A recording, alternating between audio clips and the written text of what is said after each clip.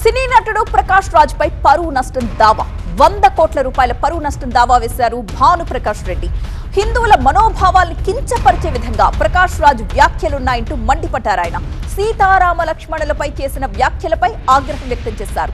హిందువులందరికీ క్షమాపణలు చెప్పాలంటూ డిమాండ్ చేశారు. అసలు ప్రకాష్ రాజ్ ఎక్కడ ఏ సందర్భంలో రాముడు రామాయణంపై మాట్లాడారో ఒకసారి మనం ఈ బ్రేకింగ్ న్యూస్ లో చూద్దాం.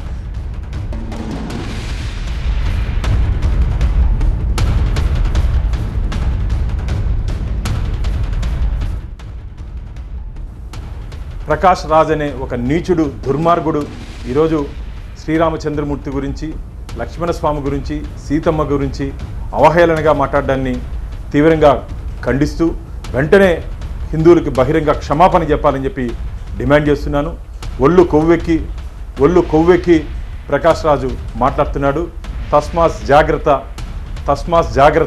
తమాషా అనుకుంటున్నావా?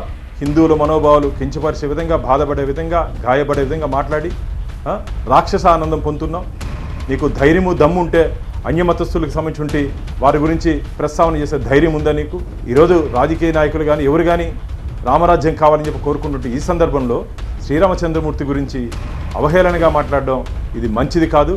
వెంటనే హిందువులకు బహిరంగ క్షమాపణ చెప్పాలి. ఈరోజు మా లీగల్ అడ్వకేటు అజయ్ కుమార్ ద్వారా మేము ప్రకాష్ రాజ్కి లీగల్ నోటీస్ పంపిస్తున్నాం. 100 కోట్ల రూపాయలు డెఫర్మేషన్ కూడా వారి మీద హిందువుల తరపున వారిని చెల్లించాల్సిందిగా డిమాండ్ చేస్తున్నాం. ఇది మంచిది కాదు. దీని మీద క్రిమినల్ కేసులు కూడా నమోదు చేయాలని చెప్పి మేము పోలీస్ శాఖని విన్నవించుకుంటున్నాం.